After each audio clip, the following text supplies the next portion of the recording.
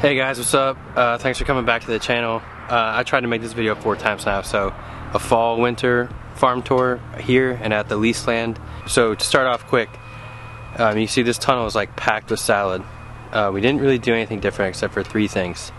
Worm casting tea, the addition of micronutrients, which we need, and some stuff called Ultra, which I'll explain. So we're over here in plot 10, plot 11, covered.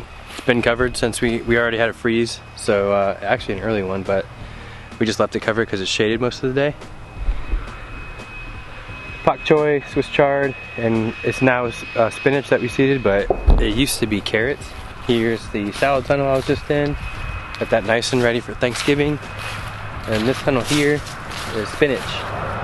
So, super healthy spinach in here. We harvested last week, got a really high yield. A lot of this stuff would probably be better off in a whole separate video to explain it, but I've been learning some new things anyways.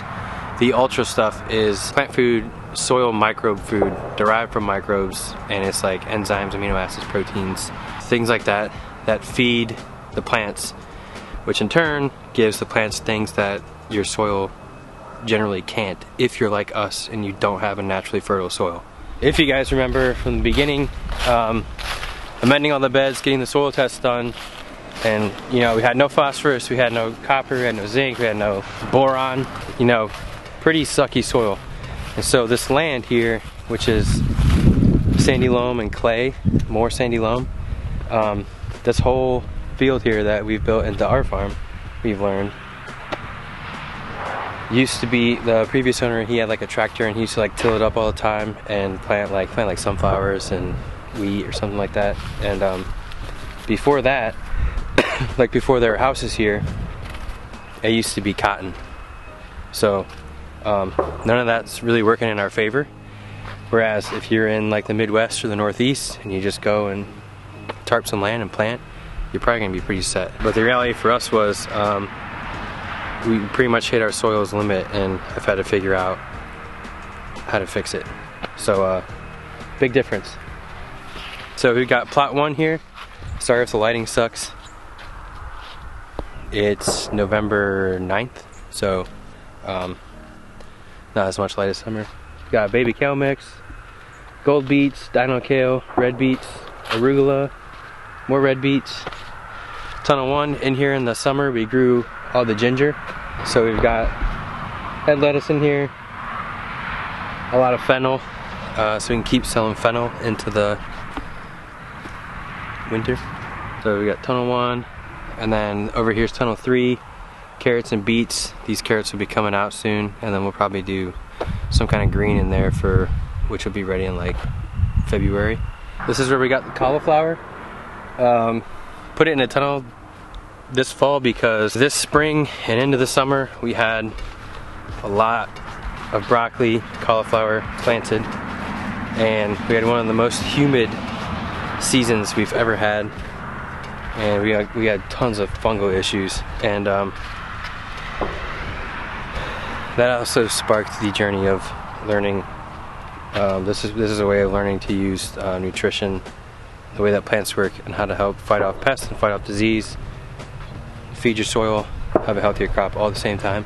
I'll go into it more. There's beets and radishes, stuff like that here. In between these tunnels we have the turmeric. Janie cut all that down yesterday. Arugula, head lettuce, Napa cabbage.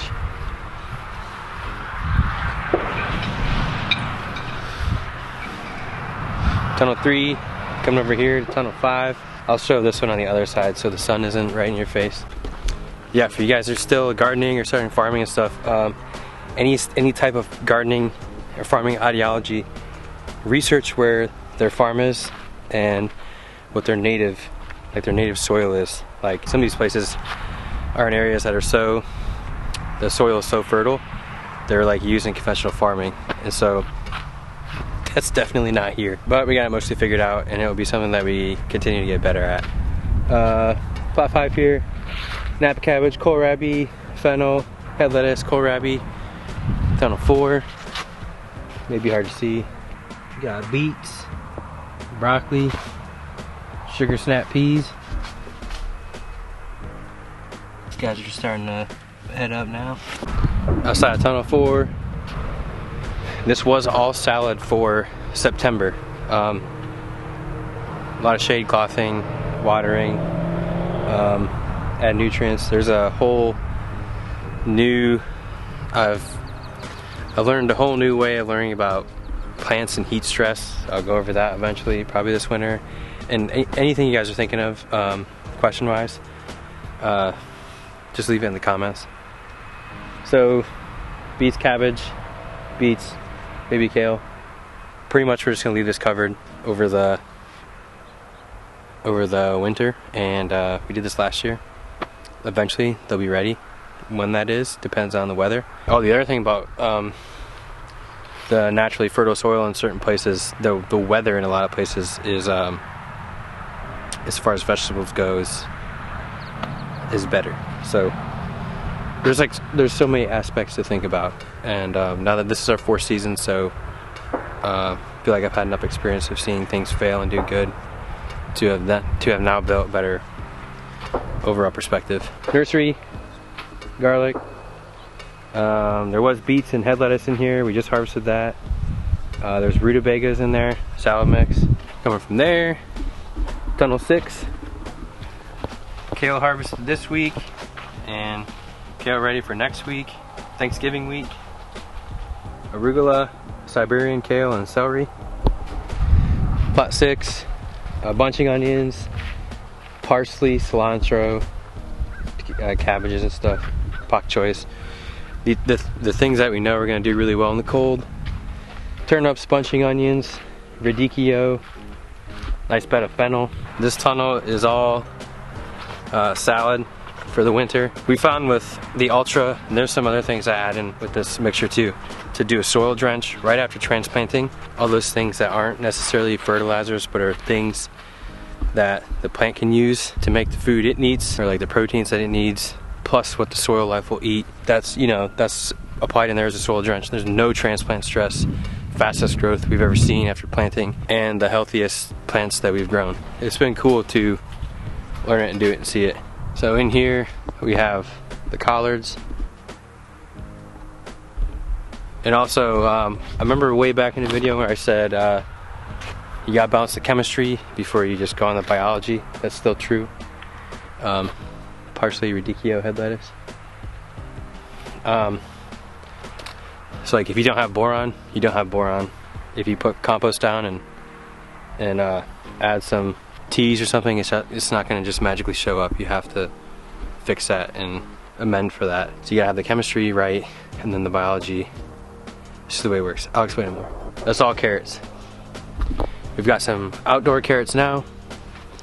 We harvested today, got like almost 150 bunches for this week, and we'll keep that up into the winter. This is the food forest spot with the building, so that's where we cured the onions, the garlic. That's where we're keeping the tools. Neighbor Phil and I ran power and water back here, so we'll be getting that hooked up soon. Just with the amount of vegetable production we're doing, this project really isn't like something that we're actively working on.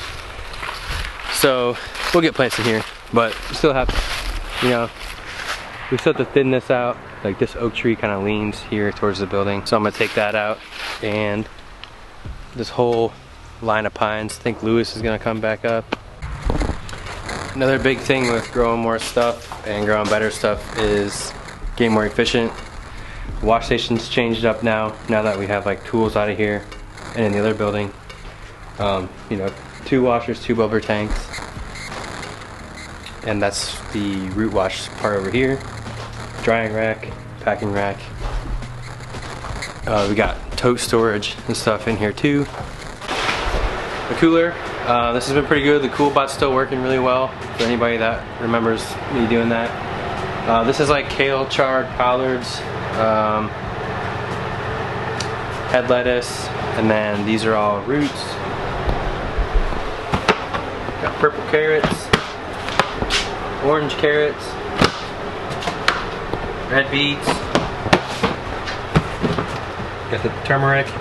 We also grew sunchokes this year, that's pretty cool. Daikon radish. Okay guys, here's the box for Ultra. So I've been talking with Luke that works at AgriGrow. He's like the small farms guy, and he told me all about it, sent me some to try, and I was really impressed. So I just added it to what we were doing, and then I was like, oh, okay. And then as I was learning more things, because we were challenged so hard with pest and disease and soil fertility issues this year, it's really helped. I really recommend it. Okay, so we're leasing land from Raising Roots Farm. That's a pig farm in Hickory, like 4 miles from our place. And they have a butcher shop and a tap room, and they have beef, pork. They make like hot dogs and smoked meat and stuff. It's a really cool place. So out here we built 40 beds. This is where we grew the onions. Then it was 6 beds of carrots, 2 beds of turmeric, a bed of beets, and then this was turnips. Now it's kohlrabi, still beets, harvesting the turmeric. It pretty much got frosted and ruined. These are really healthy beds. Vermicompost, ultra, micronutrients. And each one of these beds is doing like, based on the math I did today, they're gonna be like 250 to 300 bunches per bed. This spot here is cabbages, kale, collards, Brussels sprouts, and strawberries. We put out a customer survey and there was a lot of please grow strawberries, so we've got 400 plants. Not really sure what that's gonna be like, but we're gonna do it. Brussels sprouts, tiara cabbage, which is like a small cabbage, and cone cabbage, purple carrots, pak choi, Siberian kale, salad, a Napa cabbage. Fall is a really cool time of year, but we do hate this time when we have like another cold blast coming. There's like no sunlight left for growth. We just hit like big harvests every week, and we're like, oh man. Now we have to start scaling back, slowing it down, so we have something every week. Here's some of the strawberry plants. And then all this is garlic.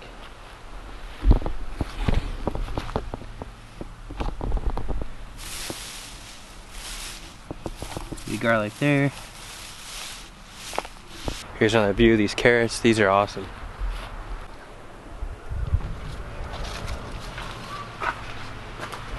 Okay, so another project we started is leasing out these bays. We did a lot more in the summer.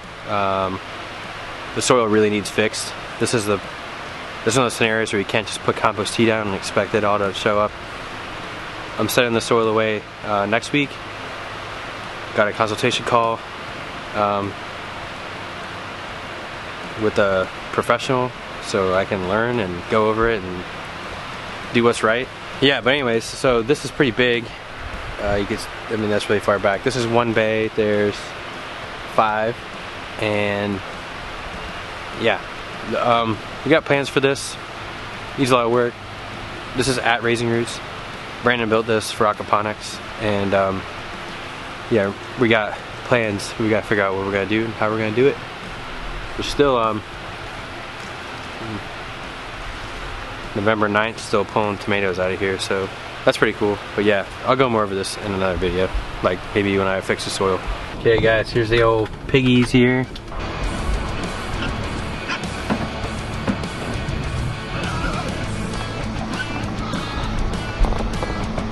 That's the butcher shop. The butcher shop's cool. We go there every Saturday and hang out after the market, make fun of each other, buy some steaks or something. So yeah guys, thanks for watching this video. I know it's short and quick, there's not a lot of detail or anything, but there is a lot of stuff. If you have any questions, leave them in the comments.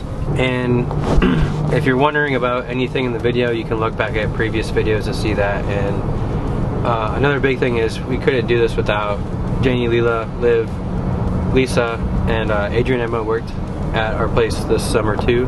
But for most of the fall now, it's been Janie, Leela, and Liv. So it's really important to have good employees, and we're really grateful that we do have good employees. It's like 2 part-timers. Jenny and Leela are like part-time, and Liv's pretty much full-time now. So if anybody's wondering how much work goes into all that. But yeah, thanks for watching. Comment, whatever. And for anybody that has an Instagram, you can follow our Instagram, High Tree Farm NC. There's also Facebook and TikTok, but the easiest one to reply on this stuff is Instagram. So if you have questions, you can ask them there too. Thanks.